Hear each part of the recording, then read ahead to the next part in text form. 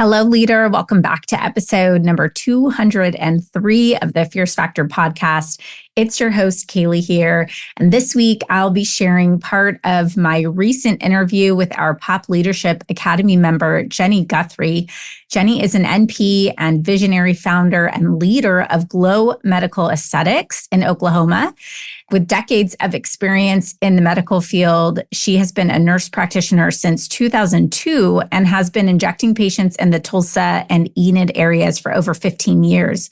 Jenny's an Allergan Medical Institute Trainer, where she trains the best and brightest in the industry. Many of you may know her from that experience. Jenny has also developed Glow's proprietary Tectonic methodology, which curates customized, results-oriented treatment plans for her patients. And under her leadership, Glow has grown into a thriving medical aesthetics practice with 2 locations, being at the top 3% of all Allergan accounts in the nation, and been named one of the top 10 medical aesthetic practices in the state of Oklahoma. Her years of skill and experience, combined with her artistic eye and relational style of care delivery, set her apart in the industry.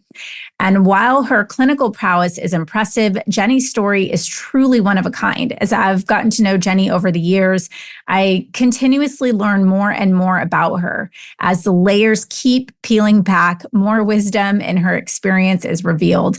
And Jenny is one of the most unapologetically ambitious women I have literally ever met in my life. And while her passion has been a key ingredient of the success in building a competitionless multi-million-dollar empire, the trials she has faced have been character defining. I asked Jenny to come on the Fierce Factor to share with us her story of vulnerability, because as we all know, growth happens in the fight to overcome sometimes crippling adversity.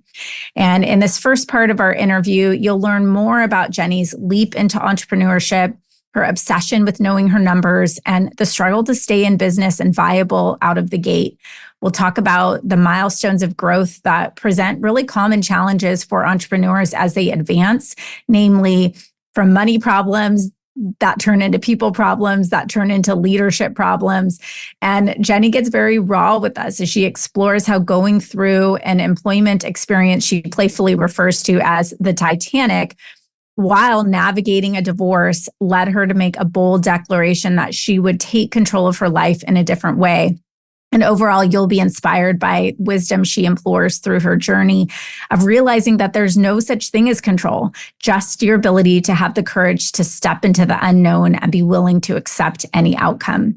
I'm super excited for you to enjoy this really wonderful conversation I got to have with Jenny. So without further ado, please enjoy this inspiring first part of my conversation with the bold, beautiful, and brilliant Jenny Guthrie.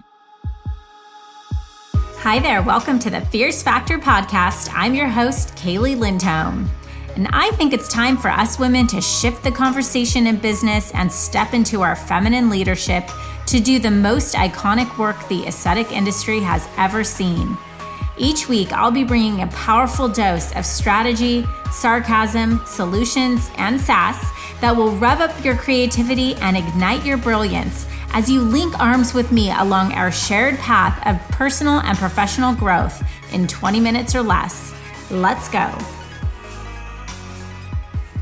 Hello, leaders, and welcome back to the Fierce Factor podcast. I am here joined by an incredible, inspirational, and awe-inspiring friend, mentor, client, someone I have had the complete pleasure of learning from and growing with and just kind of journeying shoulder to shoulder with for 2 years now. And somebody that I joked as we were having a pre-chat that we've had versions of the conversation I think we're going to have today many times.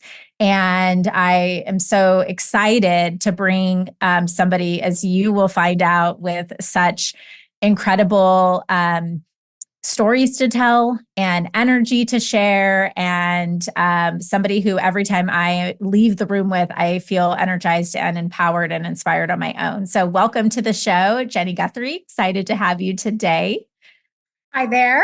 Thank you for having me. It's an honor and a privilege. And I feel like this, of course, we tried to do this before and we were stymied. Life has a way of stymieing sometimes. And so you just have to kind of trust and believe that, okay, maybe that wasn't the right time.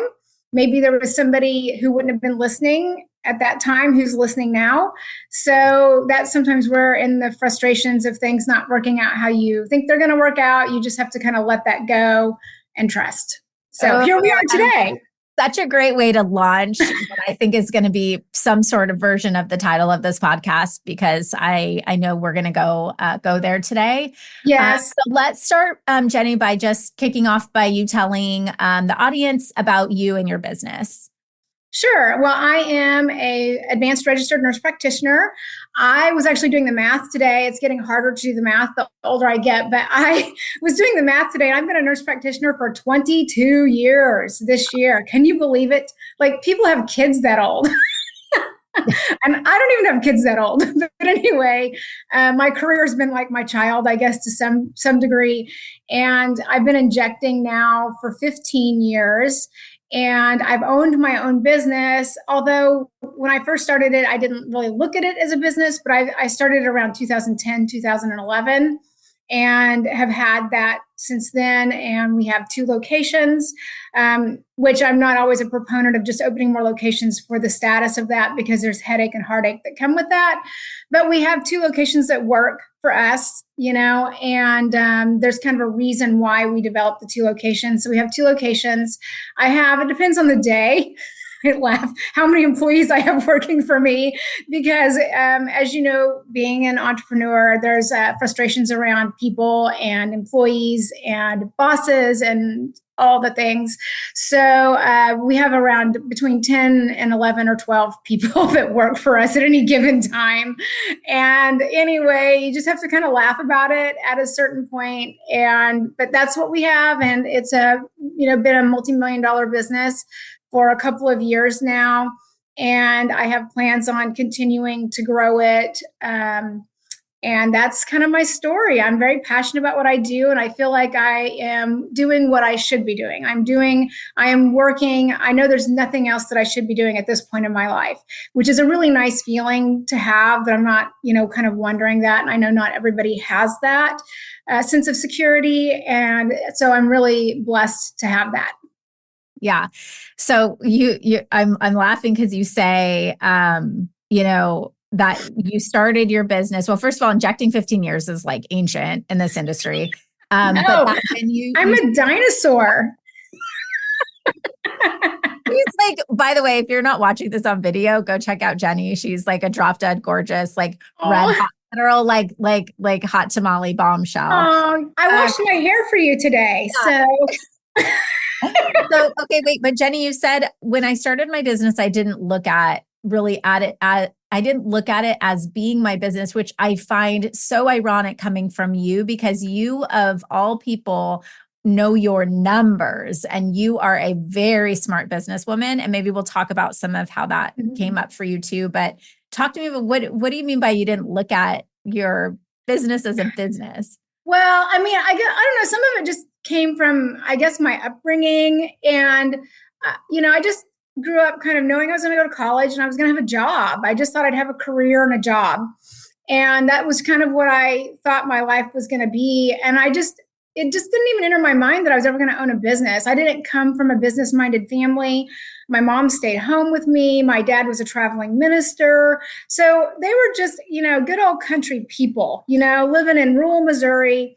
And we didn't talk about businesses. And I mean, yes, you had goals and plans and things like that, but it just never even was a seed ever planted that you can do this. You are able to do this. I just thought it was something other people did. That wasn't what I did. That's what other people would do.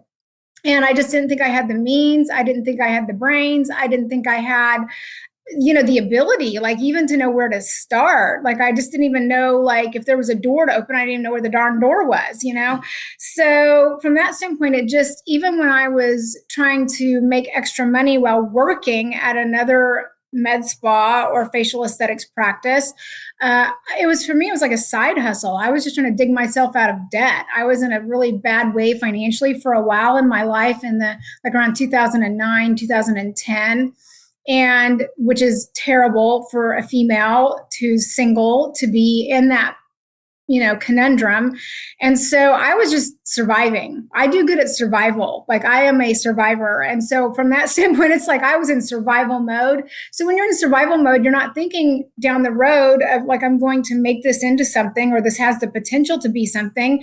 It's just, I'm trying to survive day to day, hand to mouth, pay my bills, those kind of things. And so it wasn't until it's kind of like a snowball going down a mountain. It's all of a sudden I'm looking at, oh, maybe I should have an accountant. Maybe I should get a payroll person. Maybe we should be doing something with QuickBooks. It's like, and so you kind of like, it was like slowly this little light bulb kind of came on, especially when we started running financials and we were looking at the numbers, and I'm like, oh, I have a business here. and I remember the time that I was really perplexed. It was kind of my side hustle, and I was working at another med spa, and it was like, I just had this moment where it was like, okay, can I do this? I don't think I can. I'm very scared. I'm scared of failure. I'm scared of being laughed at. I'm scared of not knowing what I'm doing. And it was like, maybe I shouldn't do this. It'd be easier. Life would be easier if I didn't do this. Mm-hmm. And so that's really kind of where I came to, but I loved doing it, and it lit my fire, and it made my heart happy, and it energized me. And so I just was at this crossroads, and I thought, okay, I'm either not going to do it, I'm going to quit and just be done with it, or I'm going to double down and I'm going to be all in. And by so, that, you mean do it, meaning it's going to be an entrepreneurial path. Yeah, I'm going to call it a business, not a side hustle. Right. It's sort of your decision, right? Because it is a business, but we work with so many women, especially through the last couple of years of running CTS, who are literally straddling that line where they have, the stability of the career. Maybe that they just sort of told themselves since they were younger, right? Like, this is who I'm going to be. And then all of a sudden they've got the other foot, and they see not only do they enjoy it and love it, but it actually is generating a bit of an income for them too. And what would happen? So you're at this point, and this is like around 2011 or so. Yes. Yeah. Probably around, I have to time is weird with me. I have to kind of think about like big events that happen around this. Yeah. So it was probably around the time I was getting married, which would have been 2012, 2011, in that ballpark. Okay. So this will be fun. So, because I think for the alignment with sort of your story and journey, we can talk about that in milestones. And actually, I think it's a good place to sort of talk about your success starting from there, because I think what's missing so much, I've been thinking a lot about this, is I've been trying to plan a unique kind of event for this year, a live event. And I've been thinking about the places and people that we learn from, and we're always looking at their success, which is great because we want to learn from people who've been successful, right? But at the end of the day, it's actually learning about the peaks, not the peaks, but the valleys that they have been in and endured, and the trials and tribulations of sort of adversity, where that's where the growth really happens. And I think unfortunately, I mean, it sucks when you're going through it, but yeah, you're right. Absolutely. Absolutely. We were playing this card game last night with the family, and one of the boys pulled a card out, and it said, when do you know that your failure is a success? And it made me think a lot about you. That's a good question. Yes, because it's the adversities that truly feed our growth. So I'd love to sort of to start here, right, at this milestone. What are some of the adversities, Jenny, that have fed your growth personally and professionally? And then we can kind of, just take this in terms of, okay, going through this and what you're learning through this process, coming from somebody who's saying, I was in a bad place financially, to running a multi-million-dollar empire. So what's in between here, Jenny? Oh, lots. It's like they talk about, the refinement of metal, like going through a crucible, and you're melted, and the good comes off and the bad comes off. I'm like, at a certain point, it's like, when are we done with this whole process? Because it's, it's a whole thing. But I mean, the starting point for it was the very first med spa that I went to work for, which it's one of those things that's very what's the word? It's like it's good and bad at the same time, and you have to acknowledge both. I can't. And when I first left the situation, I was more mired in the bad, and so I was, kind of angry and frustrated that I had gone through this experience. Although nobody really, I think, intentionally wanted any of us to go through it. It wasn't intentional on anyone's part, but so you kind of have to go through the grief process with it. Once I kind of got away from it and got away from the anger and have had time to kind of look back on it, it's like, oh my gosh, I'm so thankful I went through that. If I hadn't gone through that, I don't think I'd be where I am today. So from that standpoint, you kind of have to walk through the fire a little bit to get, refined. I mean, there may be people who open this business and they never go through these things, and good for them, kind of. But anyway, but I've gone through a lot of those things. So the first one, it started off with a bang. And the guy that ran it was a really good businessman. He was good at starting businesses and he could make money, but his reputation after the fact, he had a hard time holding on to the money. And so kind of got overhead too big, thought we'd make all this money, spend, not planning for slow seasons, not planning for negative things that happen, not having any reserve. And then it just imploded. I mean, it just came down like a house of cards. And Of course, I was going through a divorce at the same time. So that was a good time. And so not only did I have my personal life falling apart, at the same time, my professional life was falling apart. It was literally one of the most stressful times of my life. And it was just, I didn't want to be divorced. It wasn't like I started out with my life thinking, oh, well, I'm going to get married and get divorced. Yay. It's just something, it's just, multifactorial, and a lot of things led to it. And again, that's been a good learning opportunity for me. And marriage the second go round has been much better. So anyway, I was dealing with all the debt that was piled on me from my divorce. And then this business was closing at the same time. And I think I told the story in the past about how that they were evicted out of their building. And we were all of us employees were told, be here. We got to get everything out. They're going to lock the doors. And if the doors are locked, all of the equipment and everything that's in there. So it was like 8 or 9 o'clock at night. Of course, I was salary, but it's my own personal time. Yeah, and also, right, you're in Oklahoma at this point, yes, right? Yeah. Yes. And let's flash back a bit, because this isn't a time when there's a med spa on every corner and you've already got a backup plan. No. And it was even before social media. Thank God. There were some things going on in my life at that time. I'm glad I didn't have to deal with social media on top of that. But this was before social media. This was, it was a little bit different time. And I mean, we were just starting to text at this time. Texting was just starting to be a thing. And I mean, I still had the phone where you had to do 3332 space. And then because it didn't have a keypad, because you just had Blackberries or 4-button phones, pagers. Yes. The Razor. I think it was the Razor. Remember that? Anyway, now if you had one, I'd be like, what is that contraption? So it'll be back in style again soon. It all comes back around. Anyway, I'm still, if the 80s comes back around, I can't. I'm still scarred from the shoulder pads and all the neon. And so I can't do the 80s when that comes around. But so anyway, we're, throwing stuff in our cars, and it's very stressful and chaotic, and it's like a zoo. And I just had this epiphany. All of a sudden I thought, what am I doing here? What is happening? Why am I in the midst of all this chaos? I am a medical professional, and here I am schlepping equipment in a car. It just was one of those things that in that moment, I was like, never again, never again, never again am I going to do this. I am, whatever I have to do to learn from this experience, this is not going to happen in my life again, period. Dot. End of discussion. And it was just this vow that I made to myself not to do that again. So, I mean, that was, one of the big ones.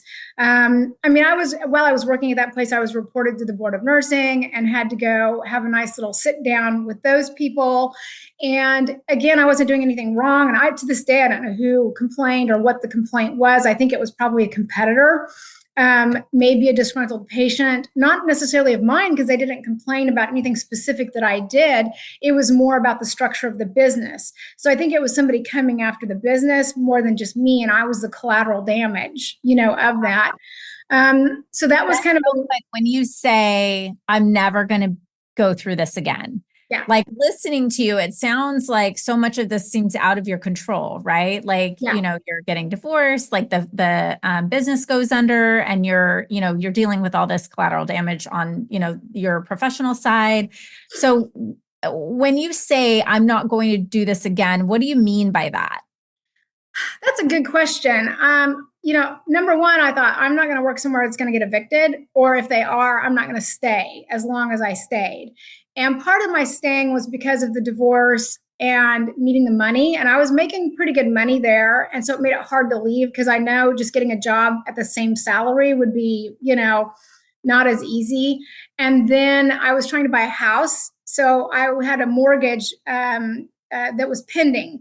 And so you cannot have a job change. And I was going to lose the house. And it was my security. Like, a woman needs a nest. Like, we need our place.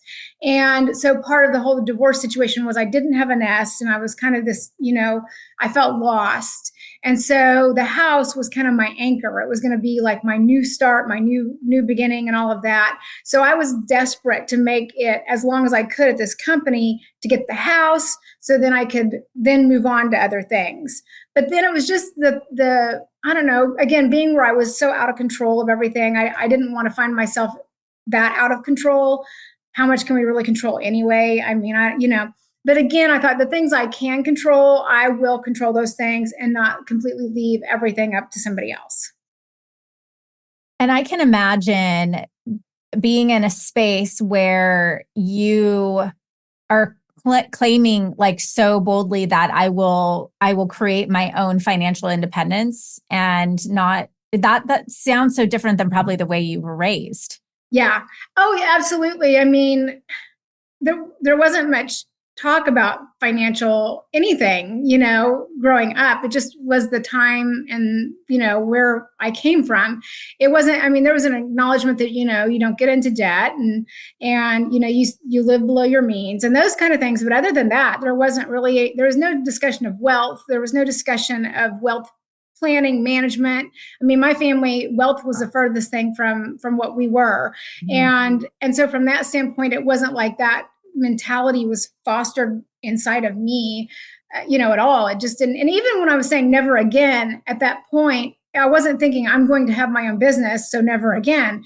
I just thought I'm not going to allow myself to get in this kind of a circumstance where things are spiraling out of control so badly. Maybe I'll exit sooner or something like that. But it wasn't even at that point. It wasn't like I am going to open my own business. There was not that at all. Yeah. I mean, I was thinking about it because I was having conversations with other people about how they set up their businesses and how to do an LLC. And so I was having those kind of conversations just to kind of like educate myself. And I was more out of respect and awe for them that they were so brave in doing that. But even when I was asking those questions, it wasn't even like, I was like, I was kind of thinking, maybe could I do that? No, surely I couldn't do that. That's what other people do. But I think the wheels were kind of starting to turn, and I just wasn't ready to acknowledge at the time kind of what my desire was or where my future was heading. But, it started slowly. And I was even asking the questions. I wasn't thinking about what I was going to do with the answers. Right. I didn't really have a plan for the answers. I think like those entrepreneurial seeds are planted so deeply in people, and it's just a matter of going through experiences to fertilize them, because it's interesting because then, you start the business and it does actually become successful pretty, quickly. But it took you, I think, a frustration of knowing what you didn't want. Right. And like a tipping point of, okay, I will do this differently, Absolutely. So then catch us up to like, then comes Glow, or is that what? No, yeah. Okay. No, I started to work at another med spa in town. And again, this was like, there weren't as many.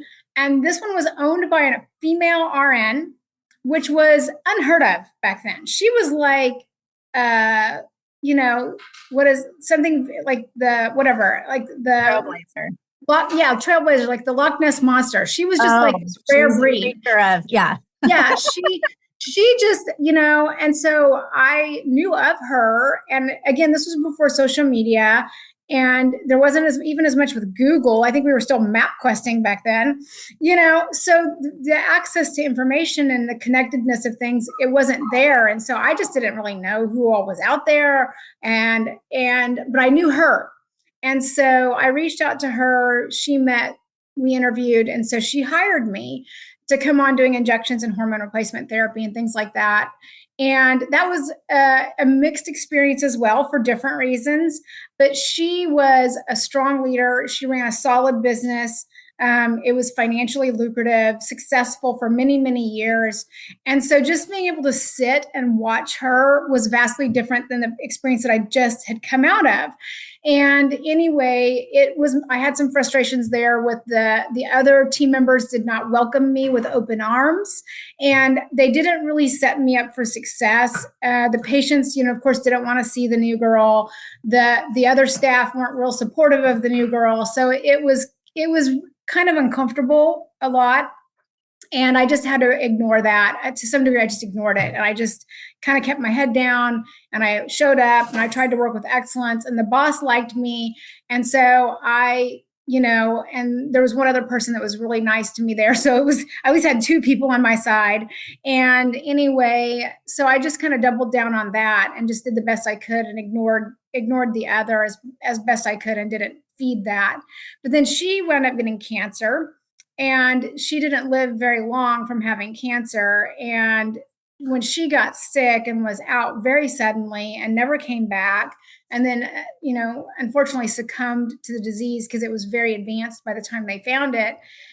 And of course, she didn't really have a good exit strategy for her business. And I could just see the writing on the wall. I could tell this was going to be another Titanic scenario. It's going to close. And I just thought, nope, I'm not going to do that again. And it made me very sad to watch her business that was so successful and had been such an inspiration to me. It was very sad to watch it decline. And I didn't want to be there for that. And because the owner was then gone, I left. And at that point, it was like, okay, I just need to do my own thing. And again, it was still going to be my side hustle. I had another job working for an internal medicine doctor part-time. And so from that standpoint, I just thought, well, I'll do my thing kind of part-time and it'll supplement my income and it gives me the joy I need. And then I have the stability that I need from my other part-time job. Mm-hmm. So what point did you decide to go all in and take the challenge? Well, part of it was that day when I was like, I'm tired of straddling the fence here. Mm-hmm. I'm either going to not do it or I'm going to do it. If I'm going to do it, because I'm one of these people, if I'm going to do something, by God, I am doubling down. And I think I was just getting tired of the, back and forth. I may do it. I may not do it. I'm kind of doing it. It's a side hustle. It's a hobby. And that's kind of exhausting in and of itself. It just takes your energy. And so that's when I was like, okay, I'm going to get and I knew my number one thing, I needed to get a nicer dental chair or injection chair because I was using this folding one that was kind of rickety and not the best, one of the most comfortable. And again, not excellent. So if I'm going to do it, I want to do it right. So top of my to-do list that day, get a dental chair. And that was that's my stake in the ground. All right, I'm doing this. It's going to be a business. I don't know what it's going to look like, but I'm getting the dental chair.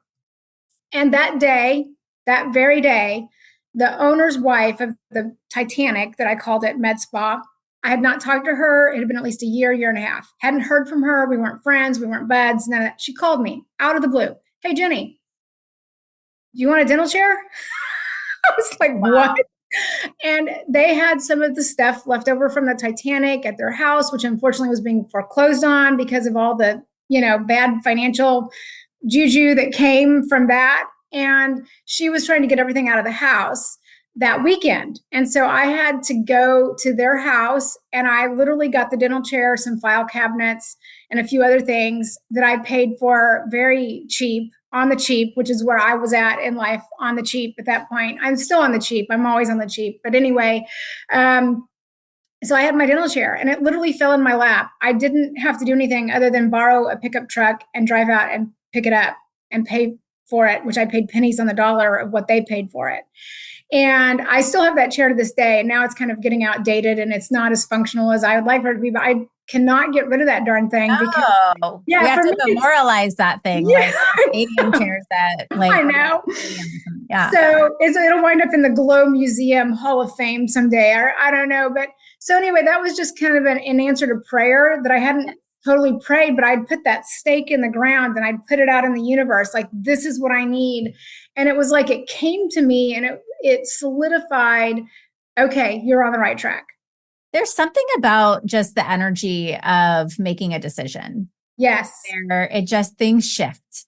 And a lot of times for me, and I don't know for you, Jenny, it feels like it's accepting the possibility of failure. It's accepting that you don't know. Like, it's almost like you have to open yourself up to, there's nothing good ahead of me. Sorry, I'd be willing to sacrifice good for the potential of great, or the potential of like wanting to stick my head at my ass later because I decision, right? And so, but that space is such a magical place. I have found as I have conversations with you and other women who've been in that position of, okay, how do I, like, I'm going to do this and I'm buying a dental chair and then the phone rings. I mean, it's magical like that. If that's not a blessing from God, I don't know what is.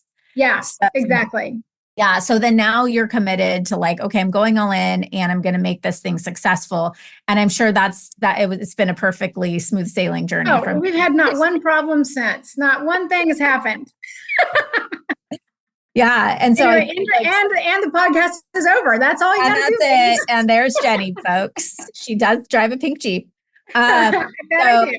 Yeah. So, and then I think this is where like it gets so magical because so many people can relate to some of the trials of just building a business, because it's like enough, like you have to be good at what you do, right? Mm-hmm. Already. Like you have to create an experience that doesn't exist. You have to take on a lot of risk and become a problem solver and become a person who has the capacity to make very risky decisions.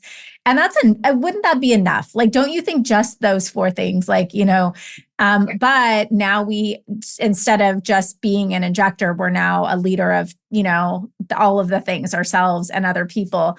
And that creates some interesting situations usually.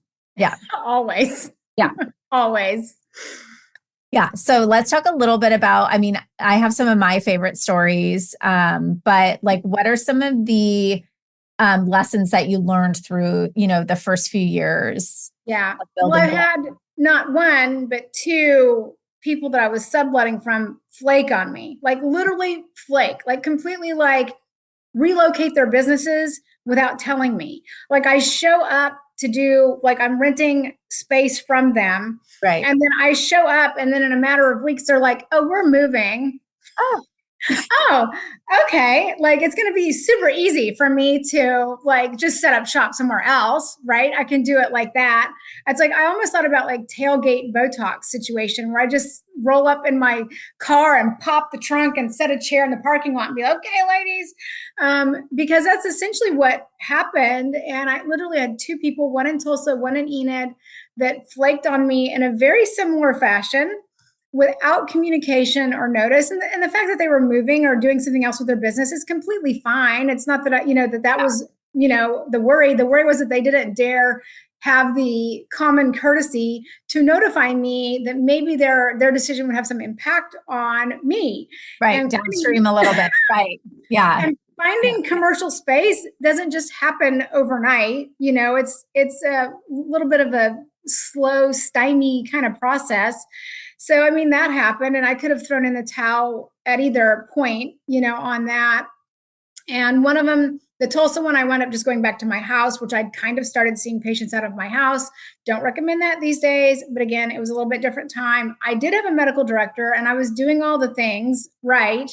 I just had a room in my house that I was using. And it was because again, I wasn't really planning on doing like a full-fledged business. I was like, just kind of still like, dabbling. And so I probably, if I had started out with the mentality of this is a business and this is what I'm doing, I would not have done it that way. But my mindset was just of the kind of, this is what I'm doing.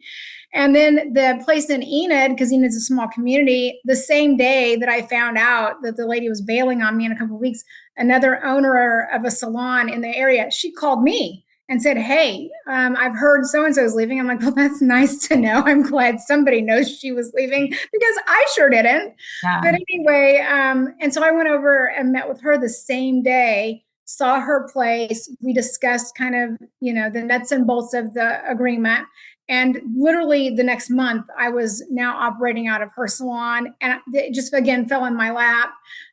Otherwise, it might have been the end of me being in Enid, which means we wouldn't have a second location there if I would have thrown in the towel at that point.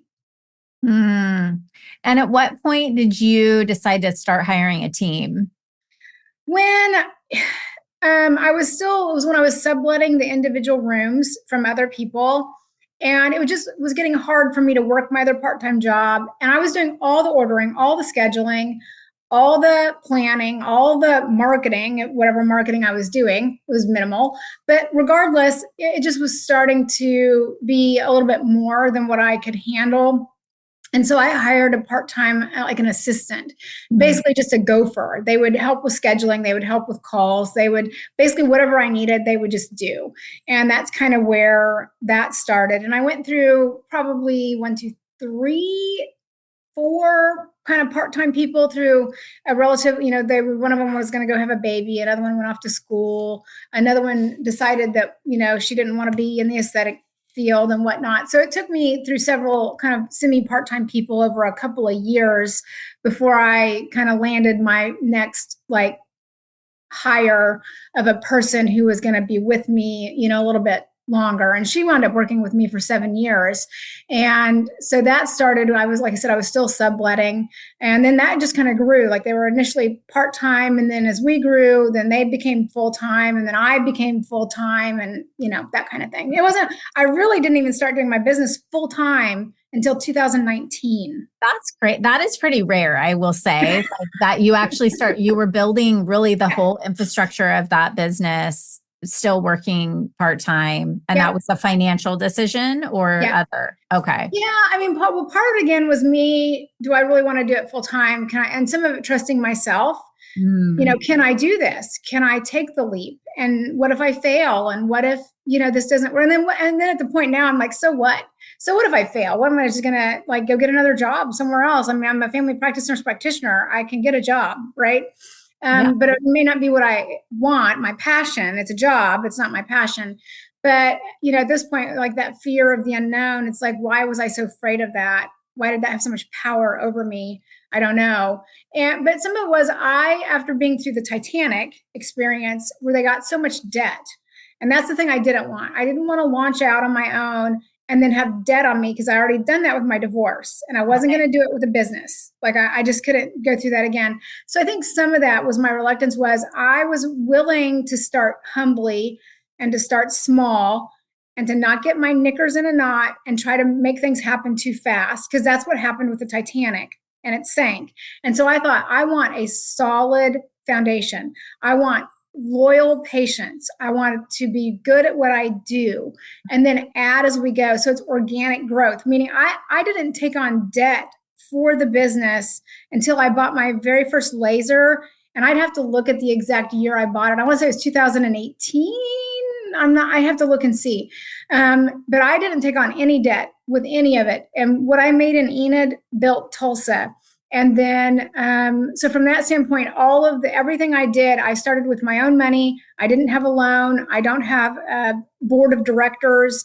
I didn't want any of that because that's the way the Titanic set everything up. And I was like, no to that. Titanic. Yeah. And also, on a personal level, I know you've shared with me that you wish you had been more involved in the financial, I think clarity, in your first marriage, right? Oh, and so I just think it's important because women listening to this, it's a complicated thing. I know this personally too, where my husband doesn't work in my business, at least not now, right? And so I get to have a lot of control over in that area. And it's also my responsibility, And so I think like as a woman, maybe someone especially had come from like a healthcare background or as a job and then starts a business, and then the business starts really running at a clip where it becomes a financial asset to what the family and things like that. Like, I think there's some advice to be given, by someone who's done it successfully for women on how to protect the integrity of that situation. Yeah. I think, there was a movie and I don't remember the name of it. It was so long ago. It was like the 80s. I love the movies from the 80s. I miss them very much, but it had, Melanie Griffith in it. And I can't remember the male actor. I want to say it was Harrison Ford, but I cannot remember. But she was like working in corporate America, and she had this really great idea, and nobody believed in her because she was a woman in corporate America in the 80s. I can't even imagine what that would have been like. And anyway, because she was a female, it was like she couldn't do this. She couldn't be on the board or this, whatever it was she was trying to be. But she found one person who believed in her, but then somebody tried to come in and undercut her and all that. And that story kind of resonated with me even as a teenager watching it, because I thought, how wrong it was, what it was she was going through, and that she had this great vantage point to contribute to the company, but yet she didn't have the voice to do it just because of her gender. And I'm not a big like feminist banging the thing, waving my bra in the air. Okay, that's not my mentality. Yeah. But I feel like we all have a contribution regardless of our gender, right? We all have a contribution. We all have a voice. We all have skills and gifts. And or age or race or yes, all of those things. Exactly. Right. Absolutely. And so I think I kind of came up in a more patriarchal type marriage. I mean, I'm 50. So from that standpoint, I just came a little bit different time, just a little bit, I think I'm more of a boomer than I am a Gen X, I think is what I am. But I'm not really a boomer by that, but I was raised by parents who were older. Like my parents could have been my grandparents. And so I feel like I have a little bit more of that boomer mentality. Kind of Missouri. Right. Yes, so, rural Missouri, it's like, right. Very different time. And so I just didn't think I had the ability, and nobody, I couldn't balance my checkbook in college. I don't even balance a checkbook to this day. I think it's completely futile effort, but whatever. But, and so my first husband was a financial advisor. And so that just made more sense to let him handle all the money just because he's the numbers guy. And so I allowed that to happen. That was a decision that I made. And then part of it was also out of fear. I was fearful that I couldn't do it. Again, that fear of failure. So it caused me to not have as much incentive, where now in hindsight, I should have been, even if he was going to do it, I should have played more of a role in it. I shouldn't have made that choice. So that was my bad in that. That's where I have to take responsibility for that. And anyway, but all of that's a big fat lie. It's a big fat lie. And so I don't think it's an uncommon story, Jenny. I mean, truly, I think we weren't raised to be mathematicians. We were raised to be pretty girls. I mean, and I'm, again, being so general because here we're both like basically tomboys and, I was an athlete and all the things. But the truth is, I think that pull back to wanting to have a voice to communicate an important message, right? We're talking about Melanie Griffith in a movie. Well, I can think of how many women who feel like, well, for me, I was coming up young up the corporate ladder, and it was less about being a woman for me. It was about respecting me because of my age. And I hear stuff like that all the time. Right. And God bless you for that. It doesn't matter, thank you. But now I have some wisdom under my belt. I'm like, all right, we need to hear the message that people have that are going to make us all stronger and better. But I think we do it to ourselves a lot of times, because when we talk about the financial piece, there are many women I work with who are like, oh, my husband's the financial guy. He's the finance guy. He's the numbers guy. And I think that's great. Get help like you would hire a CFO, and your husband can be your CFO, but you still have to, if it's your business or your business together, have a role in understanding the numbers, in the sense that I get the story and I can make smart financial decisions because Absolutely. Because your numbers don't lie. And now the way you put them in, you have to have that accurate, right? Yeah. But numbers don't lie when you have them done correctly. And we as business owners cannot abdicate our responsibility to know our numbers. You will shoot yourself in the foot every time. Mm-hmm. And so that is one thing and part of it again is that control. Because again, I let my voice be diminished in my marriage, in my finances. And that was dual, but I did have responsibility in that. I have to own that, right? So it's not like my husband's an ogre, right? No, but I want to stop you because when I asked you before, when you're getting out of your car or you're schlepping to the car with from the Titanic. Yeah. Yeah. And I was asking you, when you said, I'm not going to go back to that place again, to me, this is a full circle moment because I think that's what you meant. And you didn't know at the time that you had control over a piece, there were uncontrollables, but how can I, Jenny, take accountability for not allowing myself to be in the situation again because I am not using the excuse that I'm not good enough at knowing that, or you're proactive in doing that. And so I see this play out in the way that you run your business like a complete boss now, because you did go through those. Of course. It took that crucible for me to get to that realization because I didn't get it any other way. Yeah. And, from that standpoint, and yeah, there was this kind of like D-Day for me with regard to the personal finances as well. And so I'm very thankful that in this marriage, my husband, he helps out with my business in certain ways, but he hasn't ever looked at my financials. And it's not that he doesn't want to, or that I'm hiding anything from him. It's that he doesn't need to. He's got his own job. He's got his own career. He's doing his own thing. And he's here for me as my husband if I need him, but I don't necessarily need that, right? And so I have a business coach who looks at my financials every month because I think for my mind block for me and maybe for other business owners out there as well is I was raised doing the medical thing. I have my degrees in science. I have no formal business education. I don't know how to read financials. The words, what they start talking about, accounts receivable, payable, I don't even know what any of that means. And so from that standpoint, I have, a business coach that I found who looks at my financials. He has an accounting degree. He understands and so he looks at every month, we can see things happening before they become a crisis and we can avert them. I have somebody who does my books for me. I used to do them. I would cry. I hated it. It sucked the life out of me. But I have a person who does that who's very good.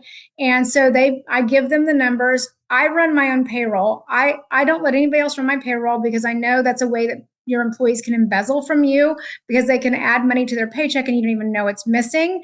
And so for me, I handle my own payroll because number one, I see my employees' productivity every 2 weeks. So I know what they're bringing in every 2 weeks. And if somebody's starting to dip or falter, I catch it before it becomes a crisis. And then I'm running payroll. I know exactly what I'm paying in payroll. So when I see my bank account, I know what's coming in. I know what's going out. I look at what money comes in on a daily basis. So I have a good idea of like what we made in a day. What do we need to make? Where are we? And I compare back to the previous month, like last February to this February. And I look at those numbers probably at least weekly to see how are we doing? What's the trend? And so I can catch things in my financials that they'll ask me questions about, or if our inventory is off, because I have my employees count inventory, and that's been a nightmare on more than one occasion. But I always know it's off because I'm the one who enters the inventory numbers. And so I look at them every month and I look at our sales and I look at our inventory. And so if something's not right, I can explain it usually. So I know what's going on before things happen. And there's been a few crisis moments where I had people that I delegated things to who weren't holding up their end of the bargain. Like I had one time we didn't get $30,000 in credit card receipts because they weren't closing out the credit card machines. And finally, I'm like looking at our account, I'm like, why is the account so low? The account shouldn't be low. This is what we're bringing in. This is like, what's happening? And then I dug in. I was like, $30,000. Like, are you kidding me? And that doesn't happen again. Too is like, these are not things you knew before, Yeah. And I like it's important to emphasize that, it's a practice, right? And it doesn't have to be like we don't have to be afraid of it. I can't stand, I mean, I honestly just don't love numbers, don't excite me at all, but what the numbers mean do, Yes. and so I have a team, that I'm on top of it as well, just so I can make decisions, and again, like, predict and pivot and stuff as needed. It's very important. Yeah. So let's kind of catch up to the last couple of years. And, now you have Glow, you're running multiple locations. You've got a really strong team in place. And you're starting to think about, the next phase for you as a thought leader. And so let's talk kind of about, what the last couple of years have, and bring us up from there to today. Sure. And so I am, fortunately, I've been asked to be an Allergan trainer. And so I've been doing that for 2 years, which I absolutely love that. And I'm thrilled to have that opportunity. And so I'm doing that as well as running the business and just kind of, again, growing the practice where I, want it to go. And sometimes the growth becomes a little bit slower the longer you're, which is good because you have more stability though. So you don't have as high highs or have low lows. You're just kind of plugging along. And so it just depends on what you like, the age of the business that you've talked about. And so from that standpoint, then is when the last few years have been more filled with people problems than money problems. And, that's something like kind of the next evolution of the business, which as your business grows, the demands it places on you are greater. And as a leader, you have to be willing to grow with your business. And that's something that I love because I don't want to be the same person a year from now that I am now. So for me, I embrace that. And I like the demands that the business places on me to not be the same person, because I think that is kind of our divine destiny anyway, is that we should evolve as people as we grow and mature, and we get our wisdom, and the wisdom that we get, we must use it not only for our employees and our business, but also for others. We have to share it with other people. We don't just hold it to ourselves, because then it's not as meaningful. It's not as valuable. And so from that standpoint, I like to have people around me that have that same mindset about growth and change, and that they need to grow with the business.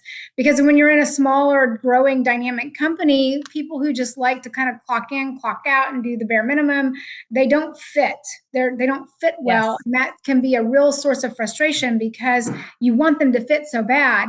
And it's like, why won't you fit? It's like, can't you see what this is? And unfortunately they don't. And so sometimes you just have to realize, okay, you're a nice puzzle piece. You're a great puzzle piece, but you're just not a good puzzle piece in this puzzle. You need to go find your puzzle elsewhere. You will fit in somewhere else much better. Yeah. And so you just have to make peace with that. And I had that situation with an employee, the one that had hired him with me for 7 years. And she just at a certain point wasn't willing to grow with the business. And I don't know, something happened in her life, and she just was not the same person that I hired originally, and wound up becoming very destructive. And I use the word toxic. I don't use it a lot, like it's a buzzword these days. Oh, that's so toxic. And I don't use that word flippantly. So if you hear me say the word toxic, it's bad. And from that standpoint, it was very bad. It could have been something that could have been very destructive to the business. But by the grace of God and through your support at KLC, you guys really helped me through that time frame. I was able to figure out what was going on and get her out. And she was, using the business for her own personal gain. I'm sure she was taking money from the register that I can't prove. She was buying things on a company credit card. She was poisoning the minds of people about me, that I was this mean ogre and people should be fearful of me, and nobody was talking to me. And I would show up to work and people would scurry like cockroaches when you turn the light on whenever I was in the room. Yeah. And so that was really bad. But and I remember, really, and I think it's important to just to put into some context, because so many, when you talk about, I need the puzzle pieces to be filled by people who are willing to grow themselves, because the company's growing. It makes perfect sense. And that begins and ends with the leader, and the leader having growth mindset, and then instilling, not only just instilling and cultivating, but demanding that of their people. And I remember when you came to us, and it was a very much a season of leveling up. And it was a conversation of, I need your help in developing this individual. And I think sometimes you find, that's really that was your goal. And I think that the push, right? Of like, when you push people out of their comfort zone, that's when the true colors come out. And I just want to say this because I think that we want to, as leaders, find the accountability piece in everything. And what could I do better? And how did I not see that? And how come I didn't uncover that she was doing this and that was happening? And A lot of things come out later because we see the best in people and we want the best for them. So there's that.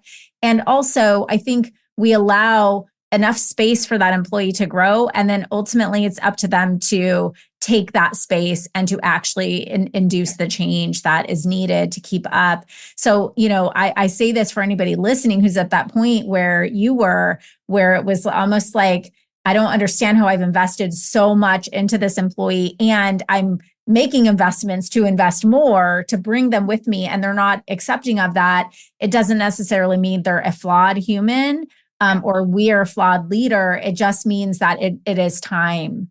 It's time to now find somebody for this stage of business. And it just is what it is. Yeah, absolutely. And like I said, I had just always envisioned her being with me, my ride or die, right? That's kind of and so it really took me a while to wrap my head around that she wasn't my ride or die. And something had, inexplicably changed in this person. And she wasn't the same person I'd hired before. And I didn't, and of course it's not up to me to psychoanalyze and figure that out. I just have to see what's in front of me, and the behaviors were all I needed to see. Like, it answered the question. And, hopefully she can go get some therapy or some help or whatever, and, work all those things out herself. But it was, really hard and really frustrating. And because, of course, and originally when I did sign up with KLC Consulting, that was one of my big motivators, was to find something to help her. And that's the thing, it wasn't going to help her anyway. Because, like you say, you can lead a horse to water, you cannot make them drink. And so I could have waterboarded her. I don't think it would have mattered. And so it was just an unfortunate thing. I'm still sad that it went the way that it did, but I didn't control that. And I just had to respond to what I was seeing and ultimately protect my business. And that's the one thing, and I think everybody in my business knows, it's like, I will, if you become bad for the business, and I even tell them, if I become bad for the business, if I become the weak link in the business, I will kick myself out and we will replace, right? And so I have to have that same level with me that I have with anybody else. And so it doesn't matter who they are, how long they've been there, what they bring in. If they wind up being not good for the business for whatever reason, then at that point, they have to be on the chopping block. And I think I just waited a while. I waited a long time. I probably should have been a little bit more proactive. But then I also have to trust that sometimes there's a timing to things. And I really just didn't want to be wrong. I really wanted to make sure that I was making the right decision with integrity. And I was willing to suffer a little bit longer to ensure that I was doing that. Yeah. So real quick, let's touch on that, because how does someone who's listening to you that's like, oh, wow, I'm about there, have that 7-year employee or whatever it is, right? Like, and, we're at this place, it's an inflection point, usually a lot of times it's women, in our industry are like, hey, I put this 7 years in, and now it's time for me to transition into a more visionary role in the company and not be so entrenched in the day-to-day, and so then how do you know, do I need to give somebody more grace, or it's time to call it? I think that's the first part to the question. And then when you do, how do you recover from that? Oh, well, that's a lot to think about. I think you just have to look at their actions, honestly. And, actions speak louder than words is what people say. And so I've had more than one occasion where an employee tells me one thing to my face, and their actions over a period of time where I'm watching are not lining up with what they say. And sometimes their words speak volumes, and you just have to not ignore that. don't ignore that. You cannot ignore that. And because I like to take people to word, you say what you mean what you say. And I'm pretty straight shooter myself. And so I expect everybody to be a straight shooter with me. And that's not always a reasonable expectation. So unfortunately, and I wish it could be that way, but it's just not the world we live in. So you just have to look at their actions and really, just watch over time and just be, and that's why I'm constantly watching. Not that I'm like, snooping around on people, but you just have to watch their actions and their behavior. And does it line up with what they're saying and who they say they are and all of that? Is there consistency? And then recovering from it, man, I think you just have to give yourself space and grace. You have to grieve it because it is a loss, especially if you've had somebody that you felt was a friend that you've known for many, many years. You just have to grieve it and just acknowledge those emotions, acknowledge the sadness, the anger, the betrayal, the whatever, and just let them kind of sail on by. And I have really purposed in my heart that I am not going to be a bitter person. I don't want to live, what they say, unforgiveness is like, you drinking the poison and expecting it to hurt somebody else. And ultimately, it's just going to kill you in one way or another. So I just let it go. And I try not to, if I think about it or talk about it, it's more in a constructive, matter of fact fashion. And I try to disconnect the emotions from it once I've grieved it, dealt with it, passed on. And the other thing I do, which might sound kind of trite, but I don't mean it that way, is I pray for them. And I find that's one thing that, I just pray that they find what they're looking for, that the Lord blesses them, or that the help that they need, that they'll be a better person, that they, and I think that it keeps me from being as angry at them, because I realize that I've messed up relationships and I've not been always handled things the way that I should have, especially when I was younger. And I just have to give grace, because I've received grace. I also need to give grace, but I also don't need to tolerate abuse. So there's a line where you're like, okay, I'm giving you grace, but you can go have grace somewhere else. But I'm releasing you of this. I release you from all of this. So then I'm not, I think that's the number one thing, is not harboring resentment and anger. Because I think that will disrupt not only you as a person, it will impact your ability to lead your business. It also will then impact your relationships with future employees. And you already poison the water, so to speak, of the people that you're going to bring on your team. And for me, that's the hardest thing for me, is honestly trusting people, because I've had enough people, it's just being in business. You're going to get stepped on, and whether people do it intentionally or not, it's going to happen. People aren't going to treat your vision the same way you treat it. They're not going to hold it with the same respect. It's like your kids. Nobody's going to love your kids the way you love your kids. No. And owning a business is the same way.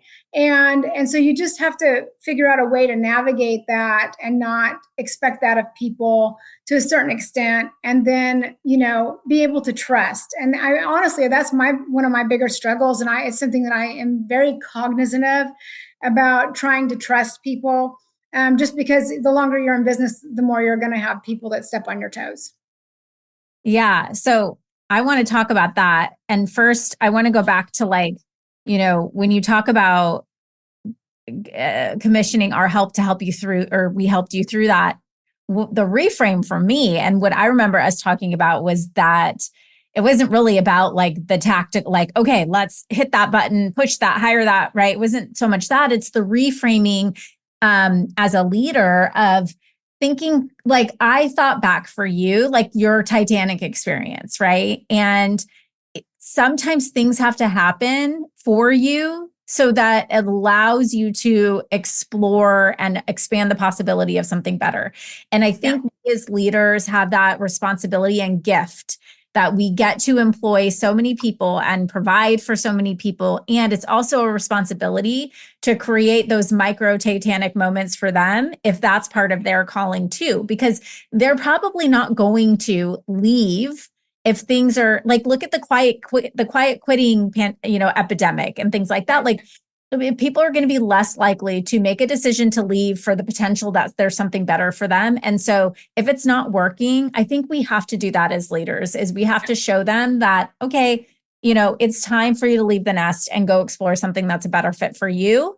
where you can cultivate your brilliance there, because it's not, this isn't the puzzle pieces aren't fitting together anymore. So I think that was watching you explore that reframe and approach, and Jenny, you know, so brilliantly, the hiring process you've done with such elegance, and it's not that you haven't had emotion or it hasn't killed you in many ways, but I think it's been so inspiring because you've had to, every single time you've gone through this, you feel that same pain and you grow from it and learn from it. You have to. Yes. Otherwise it's a waste. What are we doing? You know, what are we doing? You know, it's like hitting your thumb with a hammer. You know, it's like you either learn to not do that again or your aim with the hammer gets better, right? And so you have to use the pain that you encounter, because if you own a business, you will have some kind of pain at some point. And that's just where that's the difference between an entrepreneur and somebody who's not an entrepreneur, is you are willing to take that pain and you're willing to gut it out through it, and you're willing to grow and metamorphosize into something else better through it. And then you take that and you utilize it for your good and for your business's good and for your patient's good and for your staff and your team. You know, it's just, you have to use it to make you better and not bitter, as they say, because otherwise it'll sink your ship, or it'll make you sick and crazy and all of that. Yeah, it's so true. We talk a lot in the Academy about identity shifts. And that's exactly, like, over time, eventually you look back at the young Jenny, you know, as that she was a different person, and she thought of and saw the world differently and made decisions differently. It's not about that you've studied more encyclopedias. Like, you have just you have like done the work. You know what I mean? Like, you actually went through the pain. And I think that's nobody wants to realize that's the lesson, but the lesson is that there is no way around it. The only way around is through. That's exactly right. And I tease patients, people that I've talked to recently, and it has I probably should figure out a way to say it better, because it kind of has a negative connotation. I don't mean it that way. I say it kind of tongue in cheek because it makes a point, is that, you know, the way I look at my business is like, I am like a cockroach. Like, I will survive the atomic bomb, like whatever is going to happen, like I will survive it. Like, I am going to make it through this. And so you just have to have that stick-to-itiveness in your soul. It just has to be there. Now, there's been times I'm like, I'm going to throw in the towel, or why am I doing this? Nah, you know, and you're just kind of popping off. But that's just me processing. It's not like, really, it's like, you know, like, I'm going to be here. Like, I'm not going anywhere. And so from that standpoint, I think that's just what you have to be able to tolerate the ups and downs and the ebbs and flows. Yeah. So, just a quick touch on the topic, because you brought it up, and I know this is turning into a long interview, which if you're okay, I mean, I feel like there could just pick your brain for hours, is the trust piece. Because I wonder, because I don't know anybody who doesn't have challenges with trusting, particularly for us female entrepreneurs who have had to overcome all of the things we talked about before in terms of like our identities to the world, to establish ourselves, and then the risk we take, and then the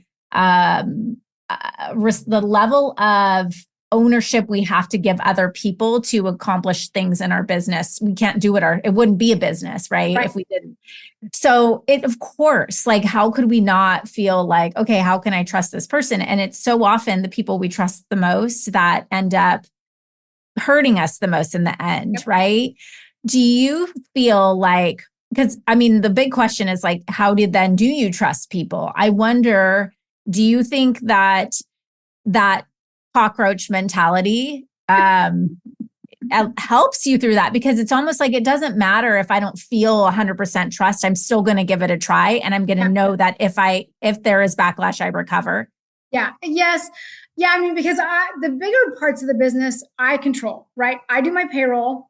So I'm not going to get somebody embezzling that way. Plus, I'm watching my numbers. I'm watching their productivity. So it's dual purpose. And then I'm watching my financials every month. So I know I have a good sense of the business, if that makes sense. Like, I just have this sixth sense with what's happening in the business because I'm in it.